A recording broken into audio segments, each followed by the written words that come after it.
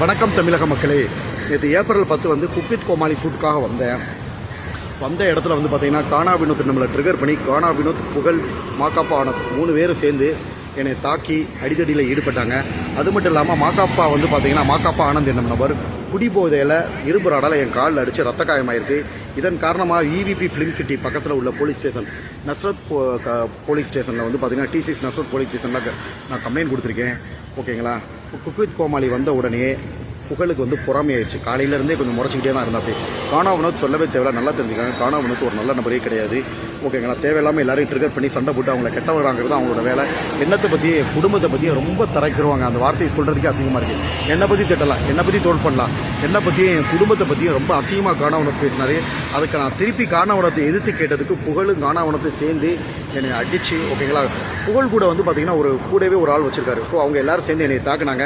நான் ஒரு படித்த மருத்துவராக என்ன பண்ண முடியும்? என்னை தாக்குறப்ப அதை வந்து போலீஸ் ஸ்டேஷனில் தான் நான் கம்ப்ளைண்ட் பண்ண முடியும். ஓகேங்களா. அவங்க ஒரு வார்த்தை சொன்னால் நம்ம ஒரு வார்த்தை சொல்லணும் இல்லையா. அது போக வந்து பார்த்தீங்கன்னா மாக்காப்பா எப்பயுமே ஷூட்டிங்கில் வந்து மது போதையும் தான் இருப்பார்.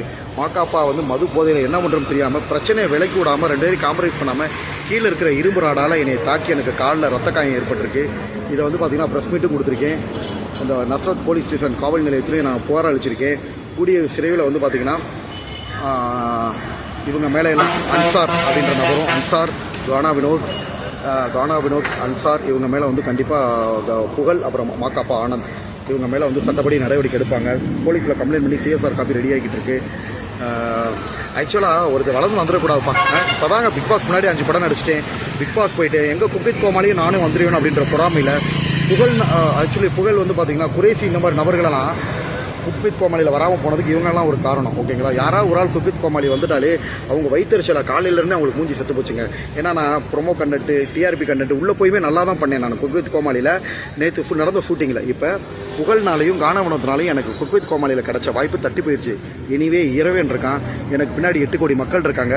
கண்டிப்பாக வந்து தப்பு பண்ணவே அணிவிப்பான். புகழ்னாலேயோ மாக்காப்பானாலேயோ கானா வினோத்னாலே என்னோட வளர்ச்சியை யாருனாலையும் தடுத்து நிப்பாட்ட முடியாது. இறைவன் இருக்காரு. கண்டிப்பாக தமிழ் சினிமா உலகில் ஒரு ஹீரோவாக வருவேன்.